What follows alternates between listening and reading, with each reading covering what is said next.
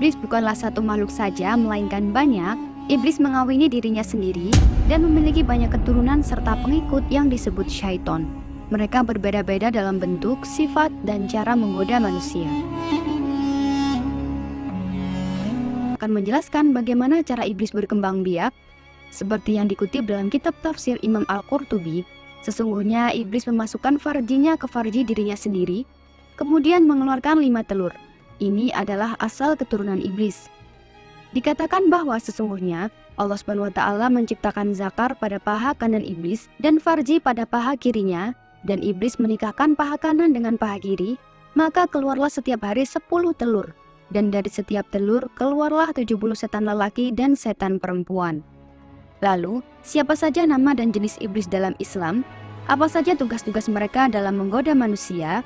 Bagaimana cara kita untuk melindungi diri dari godaan mereka? Yuk simak penjelasan tentang iblis yang berhasil kami rangkum. Iblis Syabru. Yang pertama ada anak iblis yang paling licik dan meresahkan, yaitu iblis bernama Syabru. Siapa sih Syabru itu teman-teman? Dan seperti apa tugasnya? Yuk simak penjelasan saya berikut ini. Jadi Syabru ini adalah salah satu dari anak iblis yang bertugas untuk mengajak manusia untuk berlebihan dalam menyikapi cobaan atau bencana yang dihadapi. Baik itu dengan cara mengamuk, histeris, depresi, atau tradisi jahiliyah lainnya. Syabru adalah iblis yang paling dibenci oleh Allah SWT dan Rasulullah SAW. Hal ini berdasarkan hadis sahih riwayat Imam Bukhari dan Muslim yang menyebutkan bahwa Rasulullah SAW bersabda, sesungguhnya Allah SWT berfirman, Aku adalah yang paling sabar, aku tidak suka ketidaksabaran. Maka janganlah kalian berlebihan dalam menghadapi cobaan atau bencana, dan janganlah kalian mengeluh atau menyalahkan takdir Allah. Syabru sangat ingin sekali membuat manusia jadi merasa tidak sabaran dalam menghadapi setiap ujian dan masalah. Padahal Allah SWT berfirman dalam Quran surat Az-Zumar ayat 10 yang berbunyi, sesungguhnya hanya orang-orang yang bersabarlah yang dicukupkan pahala mereka tanpa batas. Oleh karena itu teman-teman, kita harus selalu berusaha untuk bersabar dan bertawakal kepada Allah SWT dalam menghadapi segala ujian dan musibah.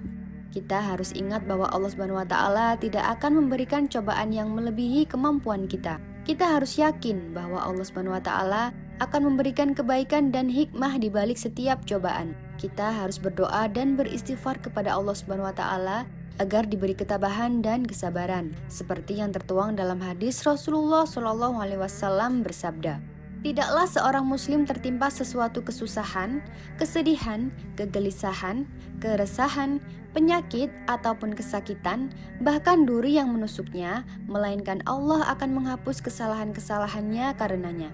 Hadis riwayat Bukhari dan Muslim.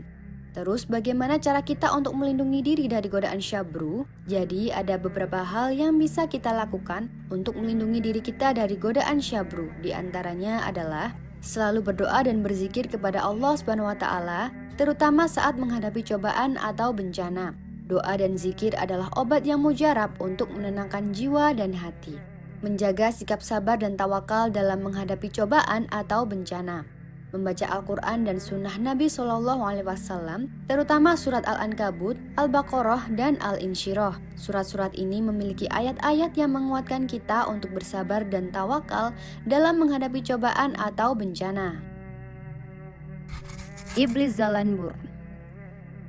Iblis selanjutnya yang gak mau kalah dengan saudara-saudara lainnya dalam hal yang paling licik dan meresahkan adalah Iblis Zalanbur. Siapa sih Zalanbur itu teman-teman? Dan apa tugasnya dalam menyesatkan manusia? Mari kita simak pembahasannya.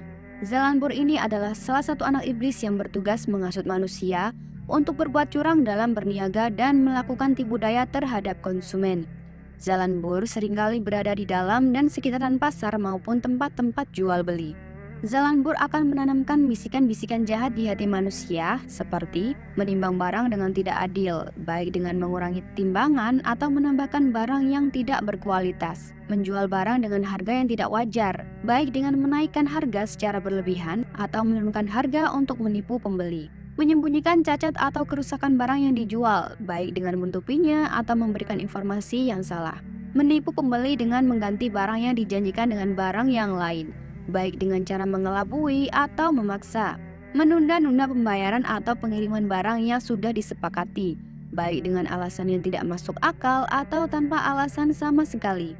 Zalambur adalah iblis yang paling dibenci oleh Allah SWT dan Rasulullah SAW. Hal ini berdasarkan hadis sahih yang diriwayatkan dari An-Nasa'i dan Ibnu Majah dengan sanad sahih dari Ibnu Abbas. Mereka berkata, ketika Rasulullah SAW tiba di Madinah, penduduk itu adalah orang yang paling mengurangi takaran. Lalu Allah pun menurunkan firman-Nya yang berbunyi, celakalah bagi orang-orang yang curang dalam menakar dan menimbang.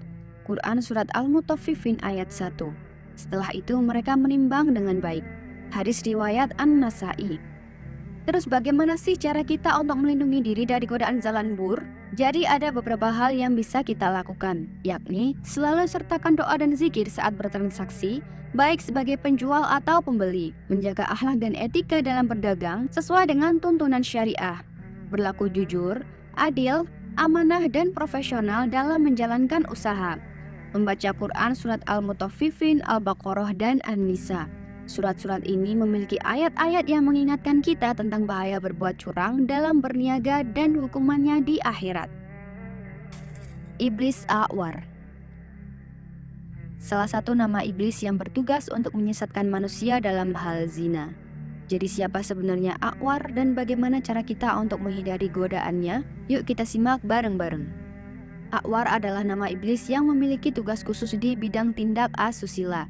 Iblis ini akan mengajak manusia melakukan hubungan seks bebas dengan lawan jenis. A'war mampu memberikan tegangan tinggi di bagian kemaluan pria dan wanita untuk menambah gairah melakukan hubungan terlarang. A'war juga akan menimbulkan rangsangan kepada pria dan wanita sehingga mereka melakukan hubungan di luar muhrim. Seperti apa cara iblis A'war untuk mengajak manusia melakukan zina? Iblis A'war akan meniup kemaluan laki-laki supaya naik syahwat dan melemahkan perempuan agar tak mampu menolak gejolak syahwat laki-laki, sehingga terjadilah perzinahan. Terus bagaimana cara kita bisa menghindari godaan iblis A'war? Yang pertama tentunya selalu berdoa dan meminta perlindungan kepada Allah SWT. Kemudian menutup aurat dan menjaga pandangan. Tidak berhalwat, menyendiri, atau memisahkan diri dari orang lain seperti berduaan dengan lawan jenis. Menghindari tempat-tempat maksiat yang dapat memberikan peluang dan kesempatan untuk berzina. Tidak mendekati hal-hal yang menjurus kepada perbuatan zina. Iblis yang paling ditakuti oleh manusia yakni iblis bernama Dasim. Siapa itu Dasim? Dan kenapa manusia bisa takut dengannya? Seperti apa sih tugas Dasim? Dasim adalah iblis yang bertugas untuk menimbulkan kebencian antara manusia, terutama antara suami dan istri. Dasim ini akan berusaha untuk membuka aib atau memfitnah pasangannya sehingga terjadi perceraian. Dasim juga sering menggoda manusia untuk tidak pernah berdoa saat beraktivitas, baik masuk rumah, makan, maupun minum. Jadi Dasim seringkali berada di dalam rumah-rumah. Dia berusaha merusak keharmonisan rumah tangga manusia. Dasim akan menghasut dan menyemarakkan api kemarahan dan kebencian dalam diri suami istri atau anggota keluarga lainnya. Dasim ingin membuat mereka saling marah, benci, dan tidak mau berdamai. Dasim adalah iblis yang paling hebat di antara iblis-iblis lainnya dan mendapatkan pujian dari Raja Iblis. Hal ini berdasarkan hadis sahih riwayat Imam Muslim yang menyebutkan bahwa iblis meletakkan singgasananya di atas air, lalu mengirim bala tentaranya untuk menggoda manusia. Yang kedudukannya paling dekat dengan iblis adalah yang paling besar godaannya. Salah satu di antara mereka datang lalu berkata, "Aku tidak meninggalkan Fulan hingga aku memisahkan antara dia dengan istrinya dan menjadikannya menceraikan istrinya." Kemudian Raja Iblis mendekatkan iblis itu kepada dirinya dan berkata, "Ya, engkau telah melakukannya." Jadi teman-teman, begitu bahayanya iblis Dasim sehingga mampu merusak keharmonisan keluarga. Tapi tentu saja Allah akan melindungi hamba-hambanya yang selalu bertakwa kepadanya. Jadi, bagaimana sih cara kita untuk melindungi diri dari godaan Dasim? Tentu saja, selalu sertakan doa dan berzikir saat masuk rumah, makan, minum, dan berhubungan suami istri. Menjaga hubungan baik dengan pasangan atau keluarga, saling menghormati, menyayangi, dan memaafkan. Jangan mudah terpengaruh oleh fitnah atau gosip yang tidak jelas sumbernya. Jika ada masalah, selesaikan dengan cara yang baik dan bijak, dan selalu sertakan Allah dalam hati kita. Iblis Wasnan. Salah satu anak iblis yang paling licik dan mengganggu yaitu Wasnan. Siapa sebenarnya Wasnan itu? Bagaimana tugasnya, bentuknya, dan cara menghindarinya? Mari kita simak bersama. Wasnan adalah anak iblis yang kelima. Nama Wasnan berasal dari bahasa Arab yang berarti tidur atau mengantuk. Nama ini sesuai dengan tugasnya, yaitu menggoda orang yang ingin berbuat baik seperti sholat, belajar, dan sebagainya untuk tidur atau bermalas-malasan, dengan cara memberatkan kepala dan kelopak mata seseorang, sehingga kepala dan mata terasa berat serta sangat mengantuk. Wasnan ini juga memberikan kesegaran terhadap seseorang yang ingin melakukan kejahatan. Wasnan adalah musuh besar bagi orang-orang yang ingin meningkatkan ilmu dan ibadahnya.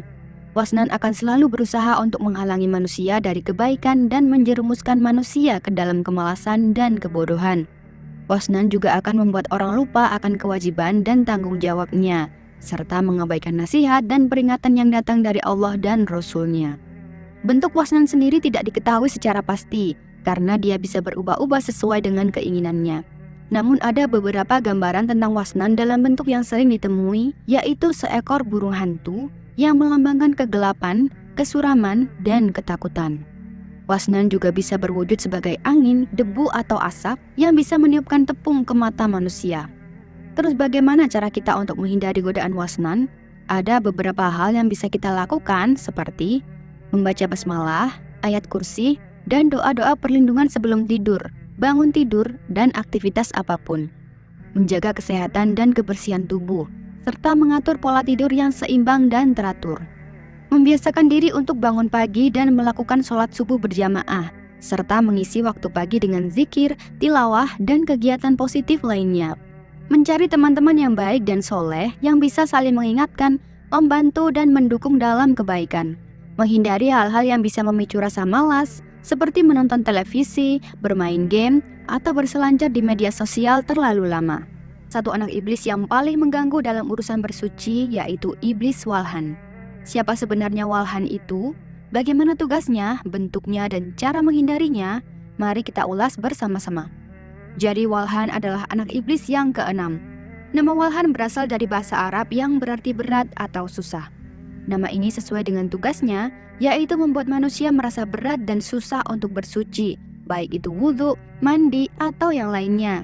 Walhan akan meniupkan rasa was-was dan ragu-ragu ke dalam hati manusia, sehingga mereka tidak yakin apakah sudah bersuci dengan benar atau belum.